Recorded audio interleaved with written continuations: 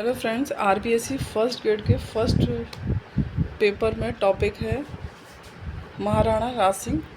उसकी detail study कर रहे हैं। टॉपिक राज सिंह, इनका कार्यकाल 1652 से 1680 तक रहा।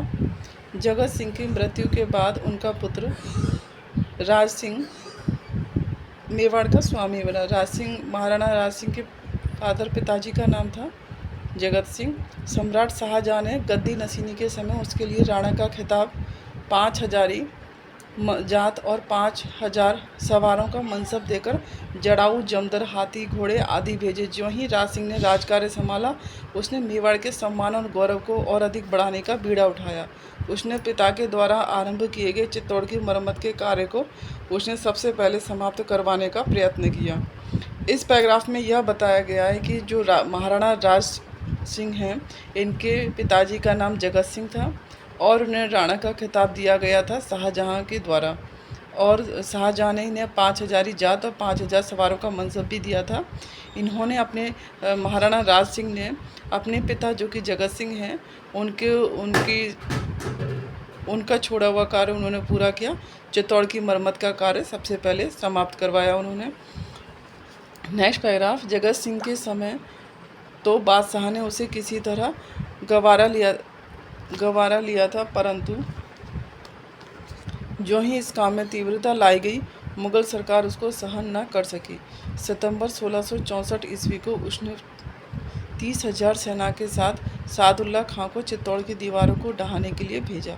इसमें यह बताया गया है कि जगत सिंह के समय तो बादशाह ने उसे किसी तरह गंवारा लिया था, परंतु ज्यों ही इस काम में तीव्रता लाई गई, मुगल सरकार उसको सहन ना कर सकी। सितंबर 1664 ईस्वी को उसने 30,000 सेना के साथ सादुल्ला खां को चित्तौड़ की दीवारों को ढहाने के लिए भेजा।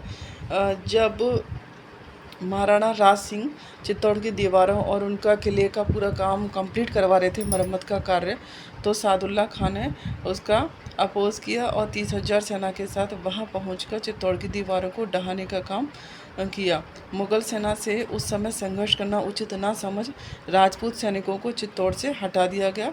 सादुल्ला खान ने तुरंत किले के कंगूरे तथा बुर्जों को गिरा दिया और 15 दिन वहां रहकर वह बादशाह के पास लौट गया। इसी समय मुंशी चंद्रभान को मेवाड़ के साथ समझौते के लिए मुंशी चंद्रभान को भेजा गया था, जिसने राणा को दक्षिण में संधि के अनुसार सेना भेजने और कुंवर को शाही दरबार में भेजने को समझाया था। इस पैराग्राफ में ये बताया गया है कि जब चित्तौड़ की दीवार को बनाया जा रहा था, तो उसे ढहाने का काम सादुल्ला खान ने 30,000 सेना के साथ वहां आरंभ किया। वो चित्तौड़ के कंगूरे बुर्जों को उसने गिरा दिया था और 15 दिन भी वहीं रहा सादुल्ला खान और बादशाह के साथ लौट गया।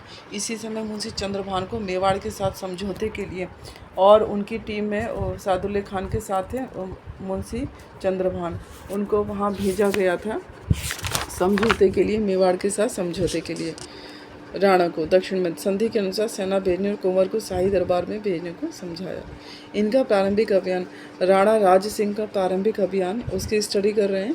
राज सिंह ऐसे अवसर की ताक में था जिसको लेकर वह अपने अपमान का बदला ले सके। अवसर भी भाग्यवश मिल गया। सितंबर 1657 में जब शाहजहां के बीमार होने की खबर फैल गई, तो राजनीतिक वातावरण शुद्ध हो गया। विशेष रूप से सम्राट के पुत्रों में राज सिंहासन प्राप्त करने के प्रयत्नों में तेजी आ गई। इन सभी में औरंगजेब बड़ा दूर था। उसने देखा कि दारा को जयपुर और जोधपुर का सहयोग प्राप्त है, तो उसका ध्यान राज सिंह पर गया। उसने शीघ्र ही उसे पत्र लिखने आरंभ किए, जिनके द्वारा उसने उसको दक्षिण में अपनी सैनिक सहायता भेजने की अभ्यर्थना की।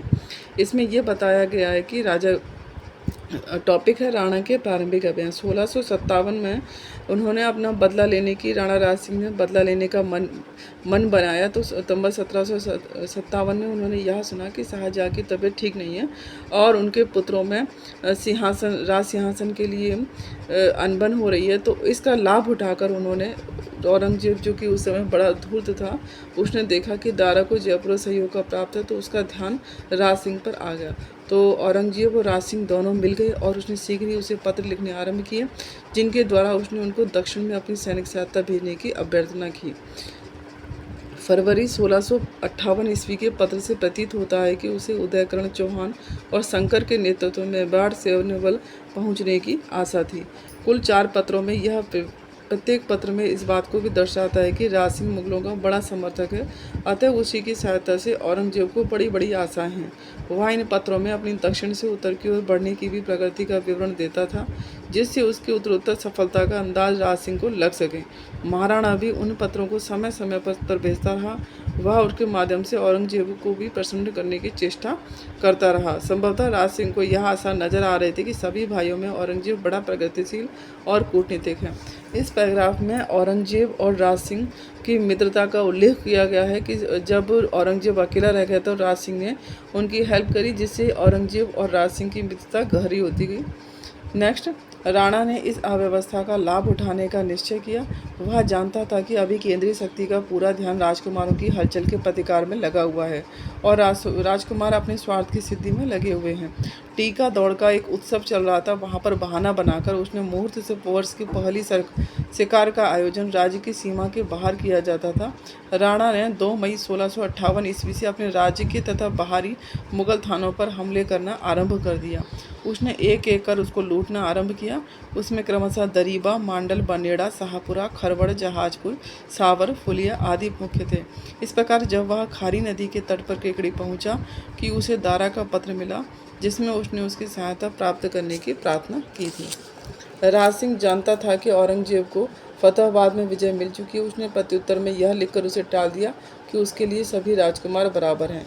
इसके बाद वह फतेहचंद कायस्थ के साथ टोड़ा, मालपुरा, टोंक, चाटसू, लालसोट की ओर बढ़ा, जिन्हें खूब लूटा गया।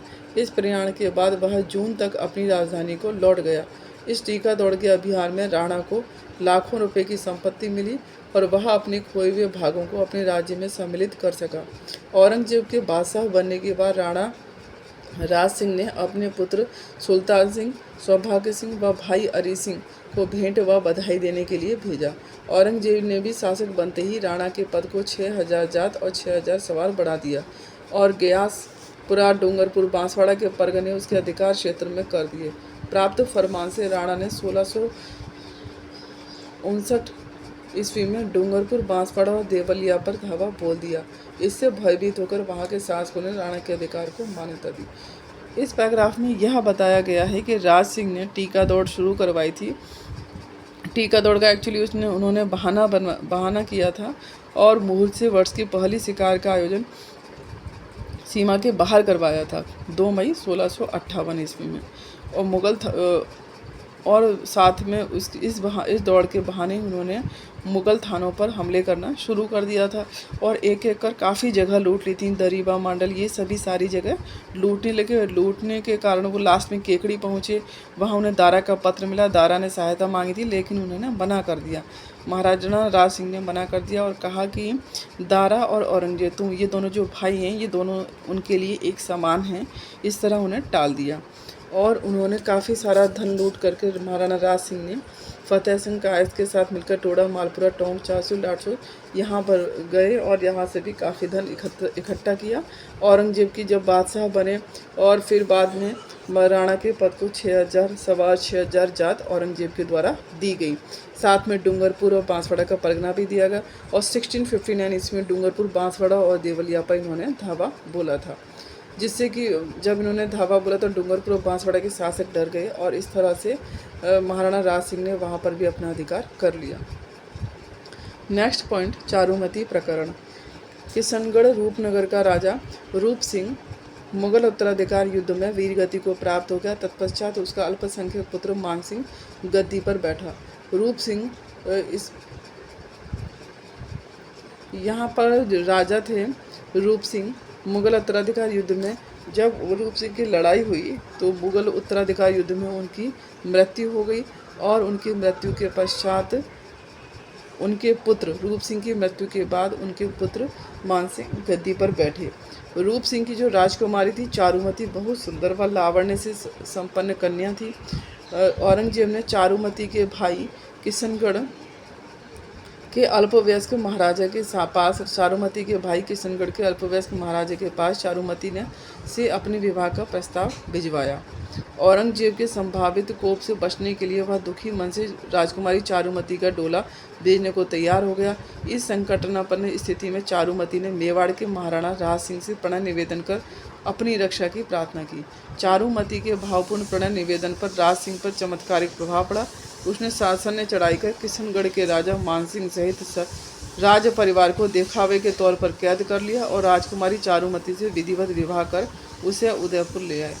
इस पैराग्राफ में यह बताया कि राजकुमारी चारुमती ने जब महाराजा मानसिंह जो कि महाराजा रूप सिंह के पुत्र थे, मानसिंह थे, फिर उनके कोप से बचने औरंगजेब काफ़ी जगह लूट चुका था, तो उसके मन से दुखी होकर राजकुमारी चारुमती का डोला भेजने के लिए वो तैयार हो गए।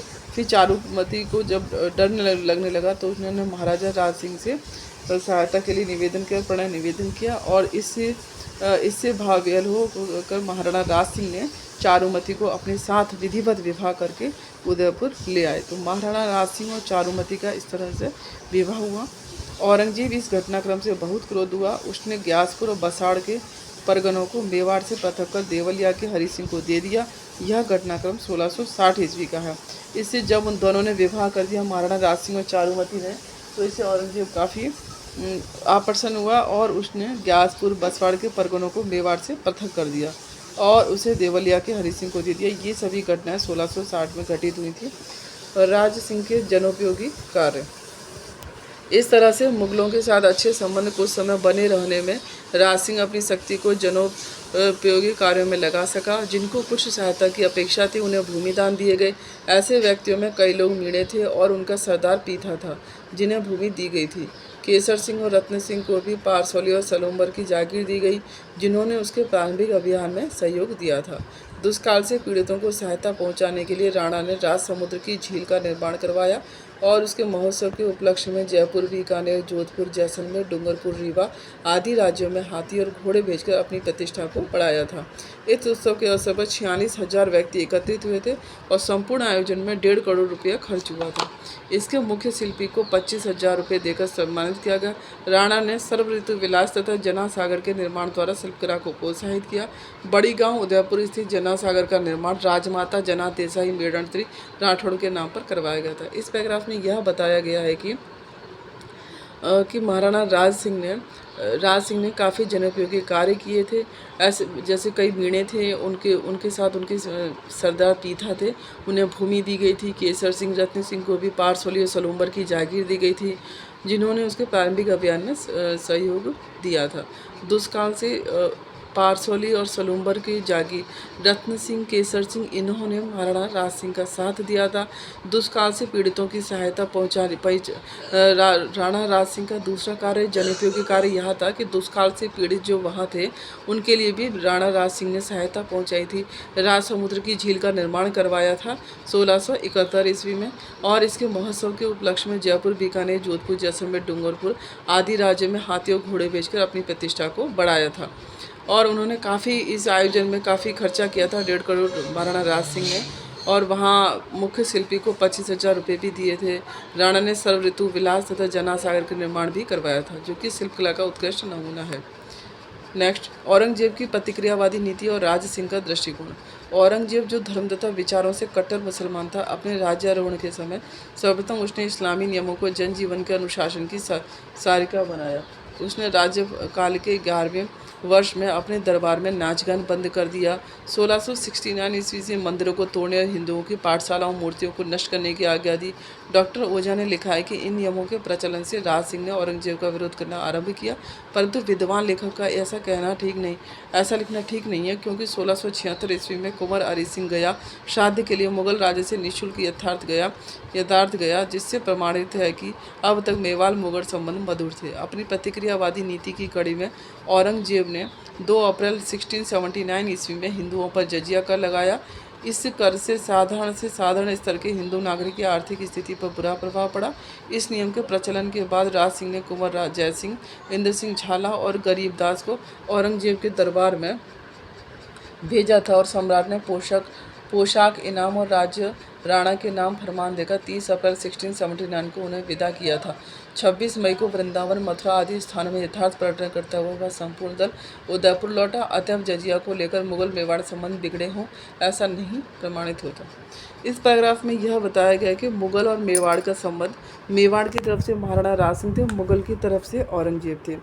इन्होंने जब औरंगजेब अपनी प्रभावी सत्ता में आया तो उसने काफ़ी सारे काम मेवाड़ के विरुद्ध किए। उन्होंने दरबार में नाच गाना बंद करवाया, मंदिरों को तोड़ना आरंभ किया, हिंदुओं की पाठशालाओं मूर्तियों को नष्ट किया।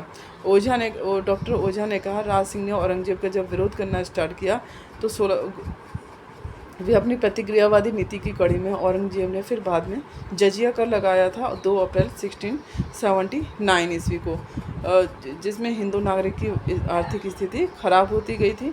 और फिर बाद में महाराणा राज सिंह ने 30 अप्रैल 1669 को उन्हें विदा किया। 26 मई को वृंदावन, मथुरा आदि स्थानों में यथार्थ पर्यटन किया और अतएव जजिया को लेकर संबंध बिगड़े हों ऐसा प्रमाणित नहीं है।